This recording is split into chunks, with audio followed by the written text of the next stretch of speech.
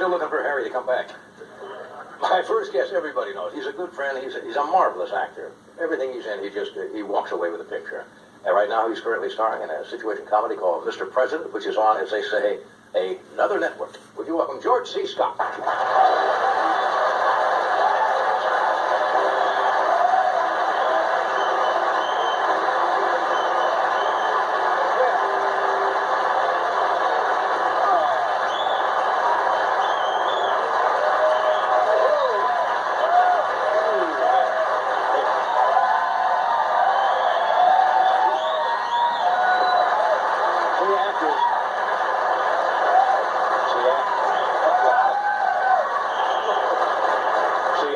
Really know how to take a bow. What a group! Take them over to Paramount. Yes, to my show. Yeah. You know how to take a bow. Theater people know how to take a bow, right? I don't know. Oh, come on. When you come out for the curtain call, I remember once seeing, I think it was Ethel Merman in Gypsy, and at the close of the show, you know, when the curtain goes up and the cast comes out, and she came out and literally milk that audience. It's like if you didn't applaud, she was going to go out and grab you by the throat. She would slowly walk over here, look at the audience, stand there, and do this. Well, the audience had to applaud. And then just as about as it died, she'd walk to the other side, pause, drop the head. It was wonderful to watch. Wonderful. I love British actors. They go, yeah. September morn. What are they worried about? You know what I think that is? It's like showing vulnerability. I think so. And modesty. Yeah, a little modesty and humility. Would you describe yourself as a modest person? Yeah, yes. Would you? As opposed to egocentric? Yeah, sure. Certainly. Certainly? I'm so nervous, I got to smoke. Come on, what are you nervous about? I can't show the brand. There's only 2 people alive left that smoke these. Everybody else is dead. Don't show the brand. No, I wouldn't. You're talking major lawsuit here. I didn't say a word. Don't say anything. Okay. Only 2 people left. The rest.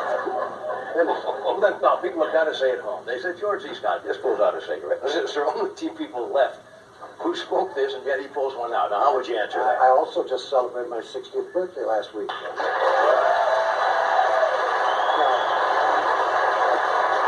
It's very bad. I tried to quit so many times. I quit for 4 months this spring. I know you did. 250 pounds. You did gain a little weight, didn't you?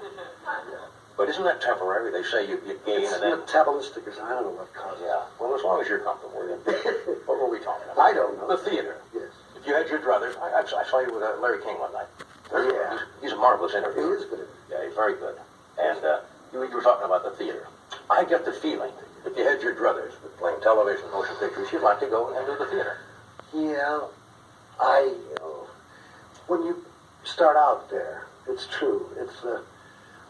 Somebody asked me that the other day. I tried to remember what it is. It's not the live audience and that ambiance or whatever you want to call it. But more than anything else, I thought it's the language that is kind of a heritage that stage actors are very lucky to have, that other actors schooled elsewhere do not have. Film certainly don't get them in situation comedies like I'm in now. Yeah. And well, there was a time when somebody from the theater suggested television, would have looked at you like, television? Yeah. And that's wrong, too. Yeah. But the language stays with you for the rest of your life. And I was thinking maybe I'd lay a little something on you to show you what I mean, the beauty of it, and the charm of it, and the wit of it. It's not just the classics, not just Shakespeare or something like that, but some of the modern people, Fry, Genet, Henry.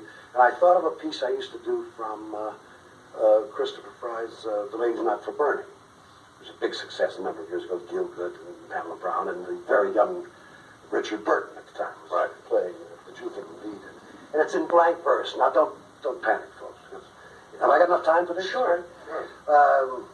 You say blank verse, I always thought, it's a bunch of Greeks running around in burlap and bare feet and pulling each other's eyes out. They're long speeches. This is love. You don't even have to watch. Just listen. But we got to do it like the mighty Carson art plays. You see, I got a part for you and a part. We don't do it. Just Ed is a beautiful young woman. who has been accused of being a witch. Erroneously, of course, because she's innocent.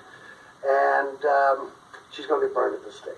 And you, John, play the mayor of the town, who's also naturally the town magistrate, who's condemned her to death. Oily, unctuous, mean, cruel, venal, corrupt. Perfect part, John. Thank you. And I play a guy who walks in off the street, sort of a street bum, also typecasting. And he, in order to take attention away from the lady, maybe so she can escape, he says that he's committed a couple of murders of local citizens. And maybe they'll hang him. Do we have any lines on all of these? No, you just sit there. I say. And at the height of this argument, he turns to the mayor, he says, you, bubble-mouthing, fog-blathering, chin-chuttering, chap-flapping, liturgical, turgidical, base old man, what about my murder? And what goes on inside that head of yours? Huh? What funny little murders, chatting up and down in 3/4 time, afraid to come out? What bliss to sin by proxy and do penance by way of someone else. But we'll not talk about you. Neither about this exquisitely mad young woman nor about anybody but me. I'm due to be hanged. Good Lord. Aren't 2 murders enough to win me the medals of damnation?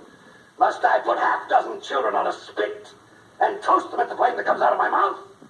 You let the fairies fox you. Oh, the devil does you. Concentrate on me. That's it.